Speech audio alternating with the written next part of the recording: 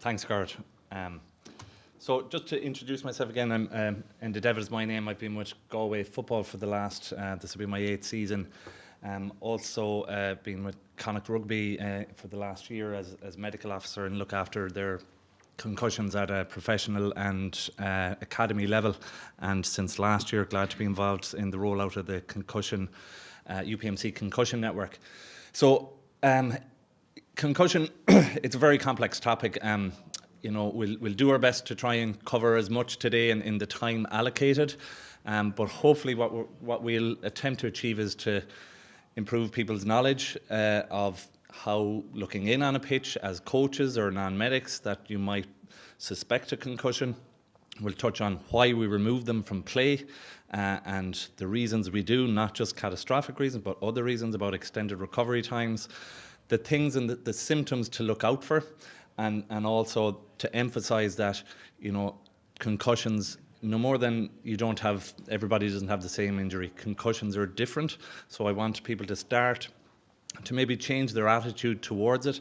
I think historically people, there's a lot of fear out there about it, but we need to get the middle ground. We need to respect it and start to think of it as something we can manage better, but also something that is treatable and something that we can rehab as well, okay? So also what we'll touch on as well is if in the event that you do have any, or concussions with teams you're involved in, that you have some place to go in those that are, don't resolve within a short time frame. So again, I just put in this slide to recognize that it's a complex injury. Nobody's going to leave here today knowing everything about concussion, but we are learning more about it as in medicine and treating it differently. So just to touch on what is concussion. So it's a mild traumatic brain injury caused by a jolt to the head or the body that disrupts the function of the brain. So remember, it doesn't have to be a hit to the head. It can be a major collision anywhere on the body where that force is transferred to the brain. It can then result in physical, cognitive, emotional, and or sleep-related symptoms that may or may not involve a loss of consciousness. Remember, again, in case you don't know, 90% of concussions do not involve a loss of consciousness, so don't assume that they need to do so. And again, these symptoms can last several minutes to days, weeks, months, or longer. And I'm sure a lot of you out there involved with clubs have seen players that they're just not right, and they're not right several months later. And I think historically, there's a lot of frustration out there and still going on of where do we go with these players. But we're learning now we can rehabilitate them, and these facilities this network is available to anybody at club level or county level. It's not just for the elite level of the game. So I just put this up. I'm not going to go in depth into the physiology of concussion, but the reason I have it there is just to remind people it happens at a cellular level. The only reason, if you have players going in for assessment in A&E or emergency departments, the only reason they have MRI brains or CT brains is if they're suspicious of an intracranial bleed, a bleed inside the skull or in the brain itself, and it's to outrule that, but you cannot see concussion on imaging. So again, it's important to remind people out there, we don't have a huge amount of time, so we'll be flying through this. Forgive me if I'm speaking fast. It's just trying to cover as much as we can. But remind everybody that there's really good information there on the GA website. Just go into the Learning Concussion module. You can print off any of these, print off information, leaflets, or remind yourself of anything that you want to go over from the talk. The Welfare Committee have been working on these for a number of years. They've been recently updated as well to incorporate our new approach to rehabilitating these with the network. So to start, if you're a coach, you might be on the sideline, you're looking in, or in any involved with the team, whether it's your own kids or whatever. So what would make you suspicious looking in that somebody may have sustained a concussion, apart from the obvious ones? So if you have a player that's sustained a significant blow and you see he's slow to get up, if he's more than 5 seconds getting up or just generally slow, just start to think that way. We need to start erring on the side of caution in a lot of these cases, and I'll explain why in a moment. So again, loss of consciousness is more of a red flag that we'll go into again in a minute. If you have a loss of consciousness in a player, he has to be removed from the field of play. There is no question about that. If it's an extended loss of consciousness for greater than 30 or 60 seconds, that's a red flag really that that person needs to be seen in A&E and assessed in the department. Cervical hypotonia refers to if you have a guy who it looks like he's lost control of his neck muscles, he's uncoordinated in that area, think concussion. If a player is clutching his head or he's sustained a significant facial injury, think of the velocity it took to sustain that facial injury. Don't be distracted by it always. Think concussion as well and err on the side of caution to remove him if there's any doubt at all. Ataxia refers to that player who's a little bit unsteady on his feet. If you see a player that gets up off the ground, and even if he's wobbling initially, that is an indication to get him off. You don't go up and say, are you better now? He needs to be removed from the pitch. Okay? Watch out if you go out to run out and check on a player. If he has that kind of vacant look, almost like he's looking through you, think concussion and remove him again. Always take into account the player. It could be an opposition player, it could be a teammate that just comes up and expresses concern about the impact that his co-player took.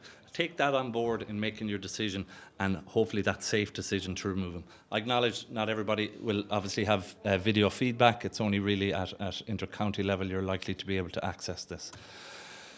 So then moving on to red flags.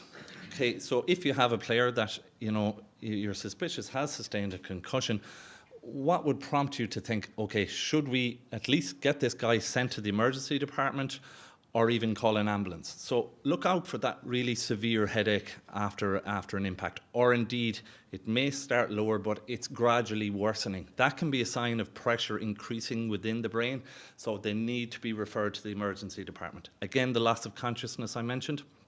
If they have a seizure, it's a no-brainer. They need to go into the emergency department.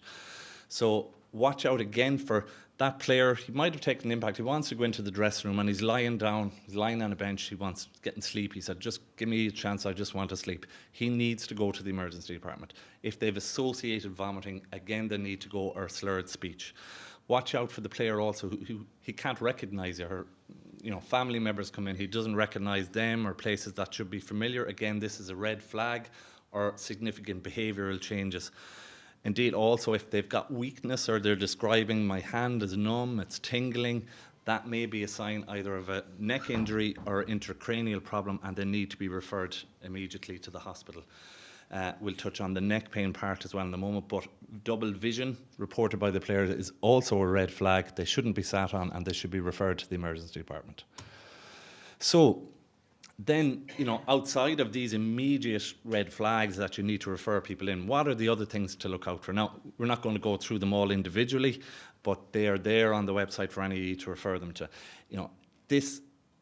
Every concussion, again, just to emphasize it, is different. So people will not have all these problems. As we individualize each concussion, we break it down into its profile. So like a migrainous type concussion might have sensitivity to light or noise with their headache. But it might be as simple as you running out onto the pitch to check on a player who you thought took a big hit. And he might, I'm sure it's happened to a lot of you, he'll go, how are you doing? Or she. And they'll go, not too bad. I just don't feel right. Take that comment on board. That is often all they'll express is, I just don't feel right. And err on the side of caution and remove them from the pitch. But that is often all they'll express to you. Again, remember that symptoms can be delayed. Okay, if you're suspicious of it, he might be okay initially, and this is where it gets really difficult to anybody involved in team sports to make that decision. It might be 5 minutes later he or she just starts to exhibit symptoms or describe them. It could be in the dressing room afterwards. It could be on the car home. So make sure that there is communication, and remember also that I'll touch on advice to give after it as well. I have these in here as well because some of you might be familiar with the Maddox questions when you run out onto the pitch or you check on a player to see, I wonder, is he okay or not? I think it's important to emphasize these are very non-specific. They should never be used to rule out a concussion. My experience of using these over the years is it's to buy you time while you're assessing the player. Like, I've never removed a player from play based on these questions alone. And I know a huge proportion of players who've sustained a concussion will pass these. So don't use it that somebody took a big hit, geez, he was unsteady on his feet, but he passed his questions, left him on the pitch. You cannot do that. They're not specific, these questions. So bear that in mind, please, if you are using them. Again, very important to emphasise the neck. And remember the neck. If you've got a player who went down, lost consciousness, he's lying on the ground, not fully lucid or conscious, that you're not moving that player until he regains consciousness, because there's a high chance if you've sustained a concussion, you may have an associated neck injury. So wait till the player regains consciousness until you attempt moving him. Ask him when he comes around, has he had neck pain? Get him to move his own neck. And if he doesn't have pain, then you can start to ask him, have you got any pains in your arms, any loss of power, any pins and needles? And then you're safer. So other things to remember, in the event that you have a player involved with you that has sustained a concussion, don't let that player be left alone. Could be in college, could be living on his own. Just make sure he's not left on his own, that you've got a responsible adult going with him. Don't allow the player to drive home. And could be after a county final or whatever it is, people could be going off celebrating. They should not be drinking alcohol after sustaining a concussion, and they need to be monitored. Always remember to contact, if there isn't anybody with them, remember to contact the next of kin, that they know that that person has sustained a concussion, that they can monitor them. And a really important thing to remember, we're all involved in teams, that's the reason why we're here today, but the priority shouldn't be that the game in the next week. We need to remember the priority is that these people, get better so they can return to their daily lives, or it's not interfering with their ability to work, get back to education or whatever they're involved in. So I put in this slide again. I'm sure a lot of you are familiar, being involved with clubs with the If in Doubt, Sit Them Out campaign. Really good education. They're probably on a lot of your walls. They might have fallen off clubhouses at this stage, or we walk past them, ignore them, because like with anything, you forget it. And I think it's important to remember this, and I'll touch on a couple of research projects here that hopefully will help you emphasise to players why we remove them if there's any doubt whatsoever. Because any of you are involved in underage teams, like, we need to change our attitude to concussion at an underage level, and then we won't have an issue in a few years at adult level. Because why, just to emphasise again, you may or may not be familiar with second impact syndrome. There have been cases in Ireland in the event where a player stayed on a pitch, sustained a second concussion or a second injury, which resulted in catastrophic swelling of the brain and death. Now, this is really rare, okay, but it does exist. But to answer, if you have the question, well, what are the other reasons? Like, if they're not going to have a high risk of sustaining another concussion, will it do them any harm to leave them on for a few minutes, see how they are? And the answer is it does, okay? And I'll show you the figures on that in a moment. You may have had a player, if you ran out onto a pitch, that you asked, how are you doing? You took a bit of a hit again. And he'll say, well, I'm not too bad, I'm just a bit dizzy. And does that mean anything? And the answer is it does. And in good, robust research, they've shown that even a player after sustaining a hit that complains of on-field dizziness, not alone is it a high predictive value of concussion, it's the strongest predictor of a prolonged recovery from that concussion. So he needs to be removed from play. Don't take it lightly.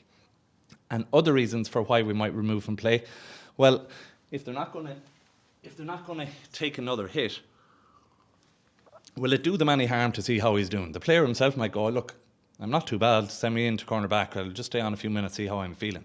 The answer is he'll do much worse. And there is good studies to show that player left on the pitch, and this is players who haven't taken another hit, they're just left on, running around. How do they do? They're 9 times more likely to have a prolonged recovery greater than 21 days. And if you break it down more than that, the player, this is mostly adolescent population they looked at up to the age of maybe 21 or so. So the player that was taken off immediately, their mean recovery time was almost 19 days.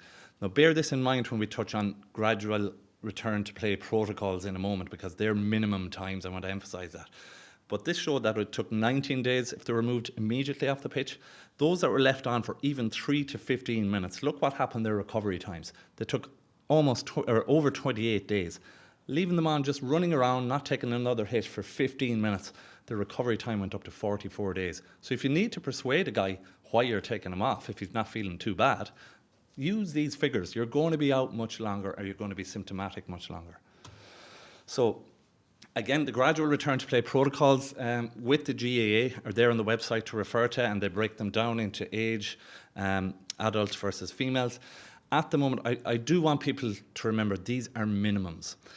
I think we need to change our view of that what I think is probably happening out there a lot of time is, okay, you take a week off, you do nothing, and then maybe people are gradually improving or gradually progressing their activity. But again, these are minimum. I'm seeing a lot of concussion now, and I think with time, these minimums are going to increase rather than bring down, and we'll hopefully be moving towards more objective measurements, because these are really minimums in people who are completely asymptomatic after a concussion, and a lot of people won't be, and they might need rehabilitation. Remember the ones there that less than 18 is 15 days. All females are 15 days under GAA guidelines, okay? You might ask why, but that's because there's strong research to show that vulnerable people to extended periods of symptoms after concussion have been shown to be female, and even higher adolescent females take a lot longer on average to recover. So again, it's there in the guidelines to remember to get written clearance from a doctor. I'm not sure ye as coaches or involved in teams, is that happening? I think it's good practice. I think it's also be an idea, people involved in clubs, to, not every doctor is comfortable dealing with concussions. So if you have a club doctor, identify that they are comfortable. A lot of concussions may be uncomplicated, but it's not a bad idea to tighten things up, to start considering, so things aren't slipping through the cracks, that we are actually getting written clearance from players, for coaches to safely return them. So this is just a quick example of the gradual return to play. It's there on the website for you to look at, be it at whatever age category. I like to throw in this slide because I think it's a good example about why to emphasise again, these are minimums. These are your IRFU concussion guidelines. So any involved in teams, I'm sure, particularly at underage level, you'll have guys or girls that are playing soccer, rugby, and GAA. And you could have, say, pick a 16-year-old girl who's playing all those sports, they sustain a concussion, and we're saying they can go back. That's changed now the GAA one is 15 days now for all females. But it just doesn't make sense that player can go back playing GAA in 15 days, but has to wait 23 to play rugby.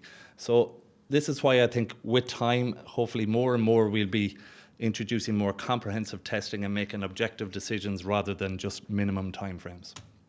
So just to touch on some of the other facts on concussion, again, we mentioned it's not just a blow to the head, doesn't involve loss of consciousness. Remember, younger athletes are at a much higher chance of a prolonged recovery, particularly those adolescent and even younger kids again, because they're still undergoing neurological development and they're at a higher risk they just take longer to recover. So keep that in mind. Again, never ever return a player to play on the same day as they've sustained a concussion, and that all concussions are different, no more than all knee injuries are different or ankle injuries are different, okay? Remember again to emphasize a lot of extended symptoms or symptoms that aren't resolving in concussion, we can rehabilitate them now. Historically, and what's still going on at the moment, I think, is we're just recording and observing concussion, but we need to move towards the thinking we can get these people better with active rehabilitation. So again, there's good emerging evidence that there's, long-term effects from concussion can typically be due to just poorly managed injuries or players that are brought back to play before they've recovered from their initial concussion. And there, again, no evidence to show that definitive conclusions can be made yet on the long-term effects of concussion. But what we need to do in the short term is start managing it better and making objective decisions. What myths are out there?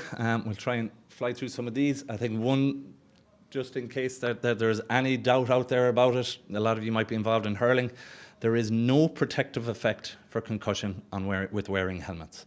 It's a myth. It does not protect you. It's not, you're never going to remove the helmets. They do prevent more significant intracranial bleeding, skull fractures, facial injuries, but don't think you're at less risk of concussion just because you're wearing a helmet, or indeed a mouth guard. Will protect you from dental injuries, but not concussion. Again, historically, a lot of people will be told, lie in a dark room, don't look at your phone, don't look at TV. Again, you need to individualise it. That might be the case if you had a person with an ocular concussion, but there is no one-size-fits-all advice. Okay. So moving on, so if we do have players at club level, is there any place you can seek referral to? And the answer is we were delighted to launch in association with the GA. It's now the GA's approved network, linking in with the University of Pittsburgh Medical Centre. But myself and Dr. Niamh Lynch in Cork, Ty Crowley is a Kilkenny hurling doctor for years now, as is Sean Moffat with Mayo GAA. This is expanding further, so we hope to have more doctors within the network spread around Ireland, and there will be one in Dublin starting hopefully in the next couple of months. So that is available to clubs as well if they want to refer to it, and I'll give the contact details at the end. What is involved in the network, we're rolling out a lot more baseline testing, computerized neurocognitive testing, as well as then in the event, if you have that robust baseline to refer to, they can be referred through the network to have post-injury testing done as part of an individualized approach to concussion management and identifying those that would benefit from rehabilitation. So just to remind players out that I introduced this baseline testing 2 years ago with Galway Football initially as a pilot. Happy to say this year, just gone, we managed to roll that out to both our hurling and football squads at senior, under 20s and minor level, and hopefully this year extend it further down to our academy and underage levels. Again, this is about improving standards of care. So these things shouldn't be just available to elite level.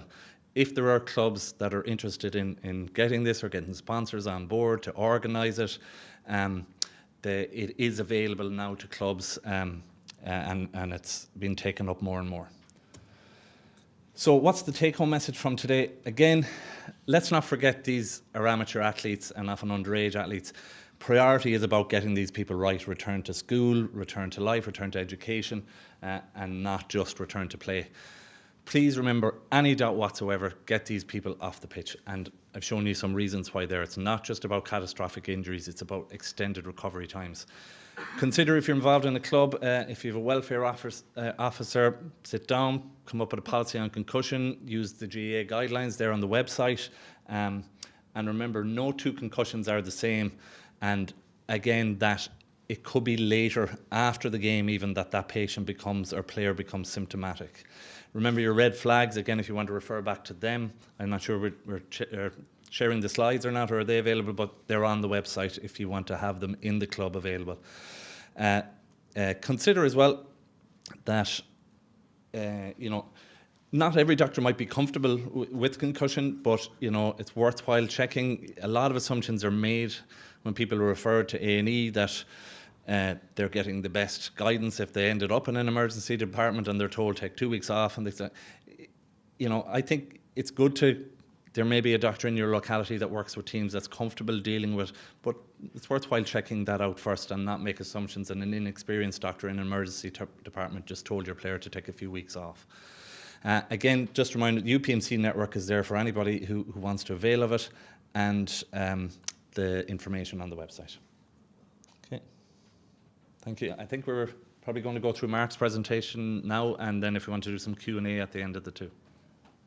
We're going to go through just 3 lessons that we've picked up on over the last 4 to 5 years, mainly along the lines of, what is it we're actually going to do with our programs and all our strategies when the athletes are actually in front of us to do with actually reducing their injury risk. And although we spend most of our time with inter-county teams, whether that be senior, under 21, some minor teams and the academies, we'll actually use some of them lessons that we think are applicable across all levels of the association, and that's what we're going to go through today. Just the first lesson is just key, it's understanding what's happening. So whether that's good, bad or indifferent, you have to understand what is actually happening day to day on the ground here. And the big thing is that so much effort is put in from coaches and players to get better at playing their sport, and that's ultimately, there is that kind of, particularly at the elite level, it's all about kind of just really being performance orientated, performing this sport, to the best of your ability. And the big thing there is that to learn them skills is you have to be available. So the biggest barrier to being available is injury. So we really have to get on top of this. And so let's just have a look at that and try to get to the bottom of how do we understand what's actually happening. And so when we look at the rates and the risk, we see that in inter-county Gaelic football and hurling, there's about 70 to 75% of the players each year will sustain a time loss injury. So this is an injury that's going to keep you out of your sport for at least 24 hours. On average, it's about 28 days. And why we only focus on them injuries is because we know they're not just the kind of, if you like, the bit of physical discomfort, a bit of pain that can be managed over a day or two, and without completely removing the player from their sport. So these are the ones that actually require a bit of time for the actual tissue that's been damaged to a level where it actually needs a bit of recovery to regenerate. And when we look at the actual team rate, we see on average it's about 46 to 47 injuries per year. So, but if you carry forward and see, well, actually, that sounds like a lot. 70% of the players are going to pick up something. But we have to bear in mind, these guys are on the pitch for about 100 times throughout the year. They'll play about 10 inter-county matches each on average throughout the whole season. That's 110 players or exposures per player. Scale that up to your average squad size of 38 players. So we're up to over 4,000 exposures. And we only have 47 injuries occurring in all of that.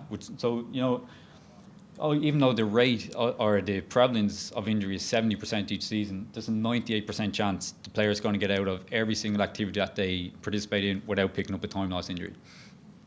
And so, the big thing is that, we're not predicting these injuries. We're not going to actually identify when the injury is going to happen and who it's going to happen to. So we really have to have our plans in place. What are we going to do to reduce the risk in the first place? And then when it does happen, how are we going to manage it so that we ensure a really good standard of care to every player everywhere?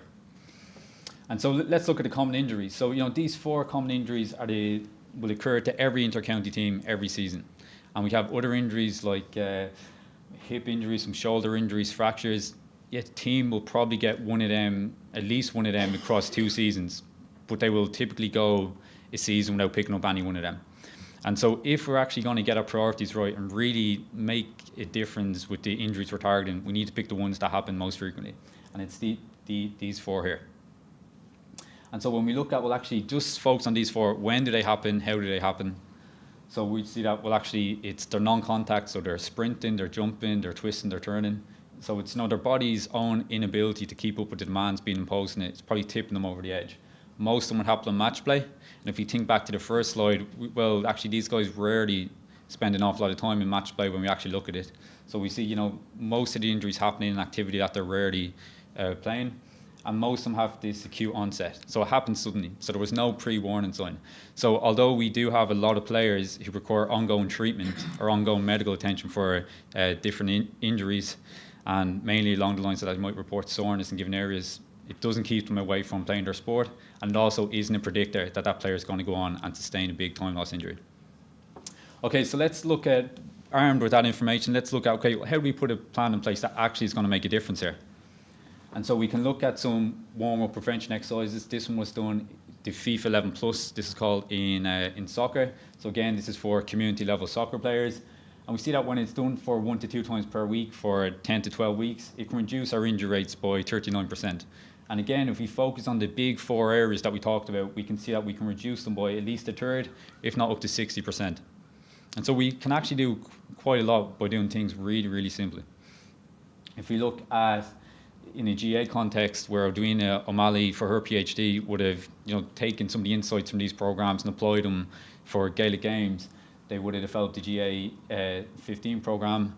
And Sean down the back would have done his master's on looking at, well, actually, does this help us in trying to reduce the risk to GA players? And we can see that both in training and match play, it can reduce them from between 30% up to 45%. And it's a really simple program to implement. It just has to be coached really well, and then ultimately it's up to the players to engage. But it can make a big, big difference to keeping players available to play their sport. And when we look at that in the context of a bigger picture, that these players have multiple other things going on. So they're not going to be just doing warm-up activities. They're going to be practicing their skills, playing matches in the gym. So how do we package all this and make sure that we have everything combined? So obviously one of the hot topics in GA is burnout, and players may be training and playing their sport too much. Well, actually, when we look at the workload data, that's not actually what we see. So we would see that it would be aligning with what would be typically done in soccer, in rugby, in AFL, and not just at the senior level, but also in the academy level, where these are just a typical adolescent body being exposed to certain amounts of activity.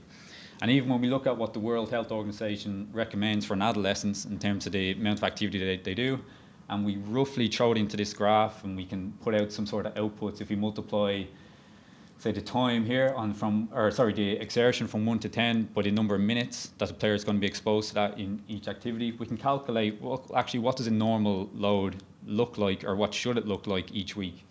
And we can see, when we look at our academy players and our college players, they're going to fit exactly within the range nearly all the time for what we would expect a normal, healthy adolescent person to be participating in. So we're probably doing okay on the workloads, to be honest. Okay, so the big thing is you're armed with the information, you've come up with some insights to package into a plan. You could have the best plan in the world, it all comes down to the execution. Execution is everything. And so if you look at doing it right and just keep on doing it, what are the key exercises that we think are going to make the big difference to managing injury risk in the community level? So I'll just go through some videos here. So typically when we're doing some of these exercises, we'd start with a simple double leg one, which would be a squat just to warm up all the lower limb joints and all the muscles. So it's a strong and stable base, and just keeping really good control of the knees. So we can see here from the front, from the side. So nice, strong and steady, and just dipping down, just holding it nice, slow and controlled, and just raising up. And we typically do about maybe 2-3 sets of that, just 8 reps, just nice and easy, getting prepared for what's going to come ahead. Okay, so this one then, so maybe after a few squats, you move on to doing some more kind of, single leg work, moving forward, just getting them ready for all the sprinting they're going to do. So it's a lunge. So again, the exact same principles, strong, steady, nice and slow, really good control, just reaching out and just staying nice and tall, nice and strong as you go through them. Okay, the other one is for preventing hamstring injury. So we know the Nordic hamstring exercise is really good. It can reduce our hamstring injury rates by about 50%. And just as a partner-based exercise, so just person grips their ankles, and their teammate actually doing the exercise is slowly just going to lean forward and try to resist the fall best they can. So it's normal with this exercise for it to, cause a bit of soreness, particularly if you're not used to them going to really working your muscles at these long ranges. But it's perfectly normal. It's part of the process, and the pain isn't necessarily an injury. So we have to kind of really be careful how we kind of label some of these things. Sometimes this pain and muscle soreness is a typical normal response to exercise. Okay, and then if you look at some of our more dynamic exercises, again, this is built on the technique that we would have mastered with the squats. So just hands on the hips, or wherever you want to, just keep your balance, strong and steady.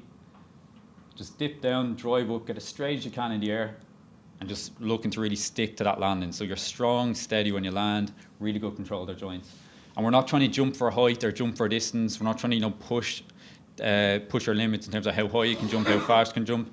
It's just really preparing your body for the demands that are about to be imposed on it, and you're really just mastering your whole bank of movement that you have to tap into when you're actually playing your sport. Okay.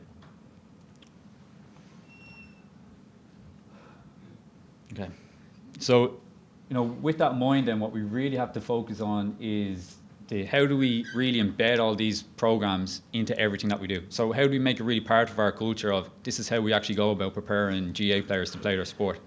And that's ultimately all it is. It's just being able to justify everything we're doing with the player so that they actually have a full-on chance to really develop and to play the sport as best as they can to whatever sort of level they see fit. So what's key to that is the culture that we have, the kind of what we value in terms of how we do what we do on this team, and how we prepare to go about that. The strategy and the plan like we have, so like we said, design to kind of make a difference, plan to make a difference. Talk to other coaches, look up resources online, attend like these conferences here. You can really figure out and get some sort of insights. Well, actually, what is it that's going to help us out in these key areas? Then structure, just designing this your programs to fit these activities into everything else that's going on, and prioritising the ones that are actually really going to make a difference to the players. So that's ultimately it. Okay, thanks very much. Cheers. So I know